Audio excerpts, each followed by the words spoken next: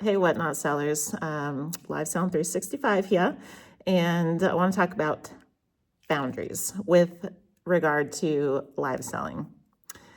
Time, money, and attention. Social selling is fairly new, and burnout is real, and it gets the best of us, right? There's a lot of things that we forget to factor in, or we just put them in different categories for whatever reason that are worth putting boundaries on for our sustainable journey, right? And pathway. So that's what we're going to talk about. If I'm new to you, my name is Tamika Crow of Custom Wood Burning. I sell heat gun art on Whatnot for like 3 years now, and started posting videos here to share some of the insights and things I've picked up along the way in hopes that it will help others in their journeys. And so I'm glad you're here. And starting with time, this is probably the number one thing I see. It got me too with needing boundaries. I learned I was probably like maybe 6 months in before I was like, I'm burnt out. I am straight burnt out. It's important to stay consistent, and so if we can evade burnout, it's money. Without going into like too much detail to keep these short, what I'll offer, what I'd like to offer on this one is just a perspective thing of factoring in all the things that require our time. Because what I see often is we think of how much time we spend on the platform, and we kind of liken that to our live streaming time. And so we might think like, oh, you know, relative to a 40-hour work week, like what if I go live like Monday through Friday, maybe 2 hours a day or something? That seems pretty reasonable, right? Maybe. But if we do a 2-hour show 5 days a week, that's 10 hours, right? And then it's probably going to take 2 hours to ship after each one of these, so that's 20. Did we factor in sometimes shipping takes longer than that, say it's like glass or vintage type of stuff, but are we factoring in the sourcing for those items? Are we factoring in curating the shop? Or if we're not doing random polls, even that takes a little bit of time, but if we're like taking photos and doing descriptions or quality listings, that's very time consuming. Depending on how we source, how long do we have to drive to get to and from these places? It adds up quick. Admin time is a thing, and networking and marketing is a thing. We kind of think it's almost like we allot certain things to our time schedule, and then these other things are treated kind of as like bonus things. Like marketing is like, it's like 40 hours of work, like plus marketing. Like, no, that's in there as well. And the sooner we kind of like put all these things on the table, we can really start to look at it and then determine these boundaries. I want to be live this many hours. I want to try to keep my shipping within this many hours. I look at it. So, oh my God, I just realized I'm spending 15 hours a week sourcing. I need to cinch that down. You know what I mean? Like it starts with like recognizing all the things, keeping track, being mindful of how long we spend on each of these things. And then so we can like tweak them and dial them down so that they make sense, and start getting those boundaries up, right? Like cut the show off at 2 hours or, whatever the plan is. But if we don't have these boundaries set, then we just kind of go with the flow and it'll get away from us quick. Trust you me. So boundaries on our time doesn't have to be based on a 40-hour week, but it's got to be based on something, right? And sometimes that's even like scheduling time off. Like some sellers eventually will be like, okay, I got to take Sunday off, or I got to take this 1 day a week off to kind of reset or whatever, because you'll just go because there's never an end to the work. You have to like schedule in those breaks. So time boundaries is the first one. The next is money. This goes on what am I call the buying and the spending side, because it is social selling. We have spending on our business side. This is like the money we put into products, marketing, like, packaging material, this kind of stuff. But there's like sellers are buyers too. And there's a lot of support buying. There's a lot of impulse buying. There's a lot of just stuff. Everybody is selling everything. There's very few things you cannot sell on Whatnot. And you start to get this in this like mix of the small business network and culture and environment. And you think, well, why am I going to shop on Amazon or Walmart when I'd rather support my friends and support these small businesses? You're paying shipping on everything. It adds up very fast when we are buyers on the platform also. And this is something I see get separated also from like spending, from like business spending, but it's kind of a gray area, but it is kind of business related, right? Because if we weren't selling on the platform, would we be buying that much? But I'll just put it like this. If we're making, throw out a number, $2,000 a month on Whatnot selling, but then we're buying $2,000 a month worth of our friends' stuff, some of it, maybe we need, a lot of it, if we're being honest. We don't need most of this stuff, okay?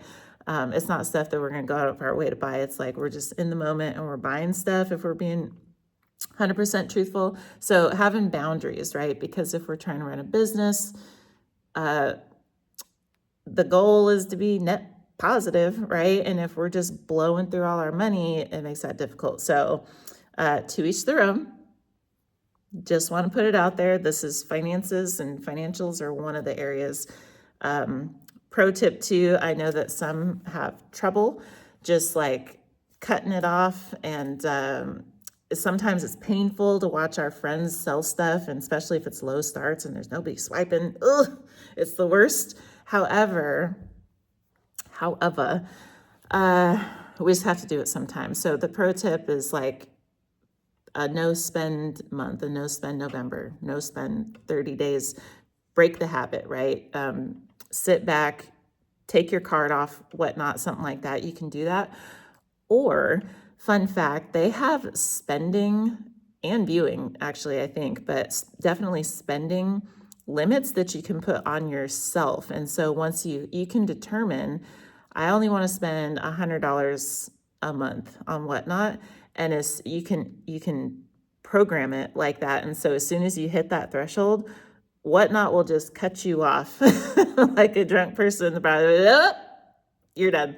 And it'll lock you out. You can't spend nothing. And so there's options. I'm just saying. But if we're running a business, we got to have boundaries on our money, not just with the sourcing, but with the spending. I emphasize that because that's where I see most people get got. Okay. So, and then the third thing is attention. This is probably the hugest one. They're all very important, but this is probably a big one because it is social selling and our friends are everywhere. Us designating certain things as business and certain things as not is, I think, mentally what gets us. And so like wrapping our head around like all the things on Whatnot are factors in the whole picture, right? So for instance, it's very easy. If we have a job, they ain't gonna let us just sit on our cell phone and be in Whatnot shows for 20 hours a week, right? But if we work for ourselves and we're sellers on Whatnot, it is extremely easy. If you know, it is extremely easy to spend 20 plus hours. Fun fact, you can see how much time you spend on the platform. Might shock you. It's very easy to just spend hours a day. You get on the platform for a little bit and you'd be like, it just works into your daily regimen. You wake up, you check your messages, you make sure there's certain shows that are like your programs, and then you gotta, Monday, this person's on, Wednesday, this person's on kind of stuff. It just works into your schedule and it adds up, right? So sometimes we can be conscious of it where, we can be picky and choosy with where we spend our time. But a lot of times we're just kind of like little bit doom scrolling, just, passing the time and kicking it with the friends or supporting and stuff like this. And it adds up so fast that it's notable to just kind of factor in, like, is the time we're spending, is the attention that we're spending productive towards our business and our goals, or is it not? Because we can, if we're spending time in chat shows and getting like educational stuff that may enhance our business operation, like that's one thing. But if we're just in there for the entertainment and we're just doing the entertainment stuff and passing the time, like it starts to get gray, right? When it's because it adds up and it's like, well, we're so busy, but we're also spending 10 to 20 hours a week unproductive, just hanging out and other people. And if it's like networking, like intentional, going into new people's shows, going and marketing ourselves around the platform, that's different, that's productive. But oftentimes we get into like we meet our friends, social selling, it's a thing. Like we get our friends circles and you go, oh, so-and-so's live, I'm gonna go kick it with them for a little bit. And it just is a thing. Okay, so our attention is worth being conscious of, merely how much time our attention is spent where. Because if we are trying to run a business, right, we have to be very aware and intentional about where our focus is throughout the week and this kind of stuff, especially if we're struggling or if we've got like goals that we're trying to accomplish. Once we make it, like, okay, fine. But if we're still like marching our way up, this is extremely important. Is our attention working for us, or is it working against us, right? Is it just, and so for time, so time, money, attention, the takeaways are time, like picking an hourly, 40 hours, 60 hours, 80 hours, even whatever it is per week, and then setting boundaries to on each of the things that we spend time on to accommodate that. Money, just being conscious of where we're spending and how much we're buying, and just setting boundaries that'll keep us net positive. And then our attention, just making sure it's intentional towards our business relations. So there we go. Let's cap it here. I wanted to keep these 5 minutes, but it's so easy to talk, you guys. I want to thank you for watching. If you found value here, please give it a thumbs up so YouTube knows to push it out. And I hope to see you next time because we're here every day for 365. Thank you for watching.